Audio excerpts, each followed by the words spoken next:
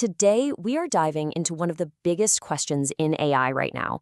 How do you take one of these powerful general-purpose AI models and make it yours? How do you tailor it for your specific needs? Let's dive right in. So you've got this amazing foundation model.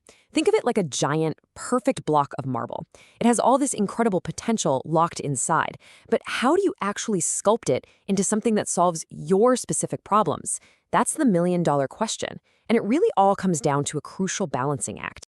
And here it is. It all boils down to this fundamental trade-off. On one side, you've got lower cost, which means you can get up and running fast with maximum efficiency. On the other side, you've got more control, giving you that super tailored domain-specific behavior you might need. Your perfect solution is going to land somewhere on this spectrum, and today we're going to figure out exactly where. Okay, so let's start on the left. Let's say your top priority is getting something going quickly and, affordably.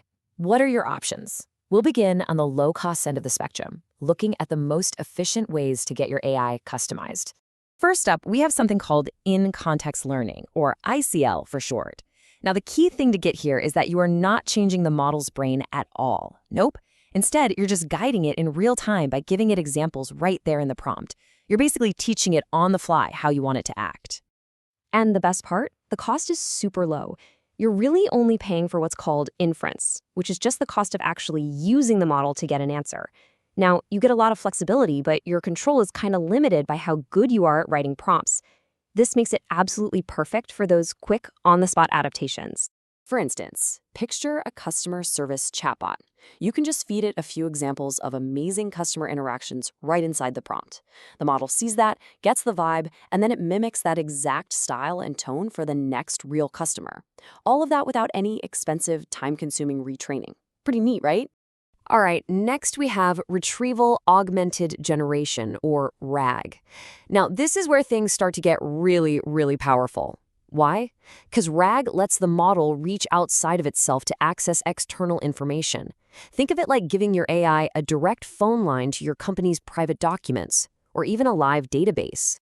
Just like ICL, RAG is still very cost-effective because, again, you're not changing the core model. But the difference here is a huge leap in control, because now you get to decide what external library of information the AI can read from. This is an absolute game changer for anything that needs up-to-the-minute data or your own proprietary info. Let's go back to our retail chatbot example. A customer asks, "Hey, do you have this shirt in blue?" Now, without RAG, the AI might just guess or give a generic answer. But with RAG, it can ping the live inventory database in real time and come back and say, "Yes, we have exactly 3 of those left in stock." Now, that is the power of connecting your AI to live data. All right, let's totally flip the script and jump to the other end of the spectrum. We're now moving into the high control options. These are the methods where you're not just guiding the model anymore, you are fundamentally changing it. And that brings us to fine-tuning. With this method, you're taking a pre-trained model and basically sending it back to school, but a very specialized school. You continue its education using your own specific data set.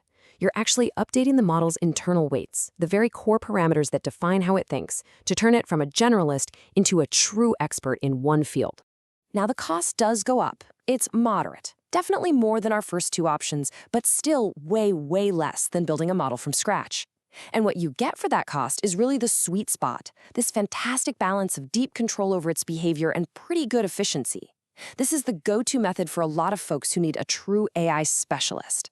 So for example, a healthcare company could fine-tune a general language model on, say, thousands of anonymized patient records. The result?